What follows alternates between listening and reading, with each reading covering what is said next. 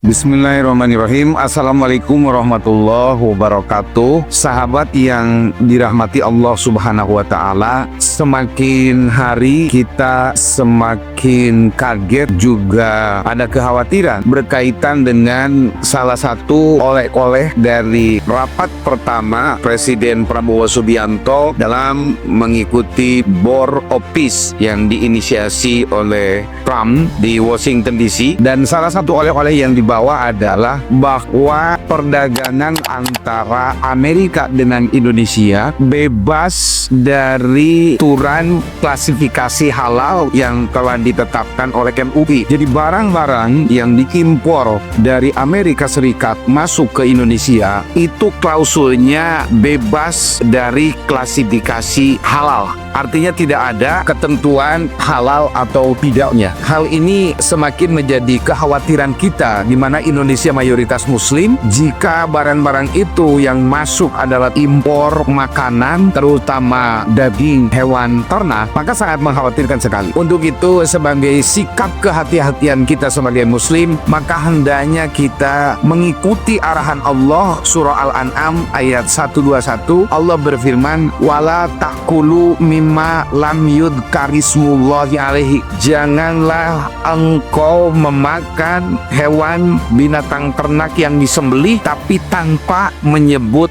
nama Allah. Kita dapat membayangkan bagaimana binatang ternak hasil sembelihan yang didatangkan dari Amerika. Kita tidak tahu apakah ketika mereka menyembelih binatang ternak itu melafalkan nama Allah atau tidak. Yang jelas kehalalannya tidak ada jaminan. Untuk itu saatnya kita kembali kepada makanan-makanan hasil karya bangsa sendiri, makanan hasil produk kita sendiri. Kenapa? Dalam satu hadisnya Rasulullah SAW, beliau bersabda, "Ma'akala ahadun to'aman qattu khairun min ayyakula min amaliyadihi fa inna nabiyya Dawud kana yakul min amaliyadihi." Begitulah hadis Rasulullah SAW mengatakan bahwa tidaklah seseorang memakan makanan yang lebih bagus ketimbang memakan sesuatu dari hasil produk sendiri. Dan karenanya Nabi Daud alaihissalam, kata Rasulullah, itu memakan makanan dari hasil produk sendiri, kaya sendiri. Untuk itu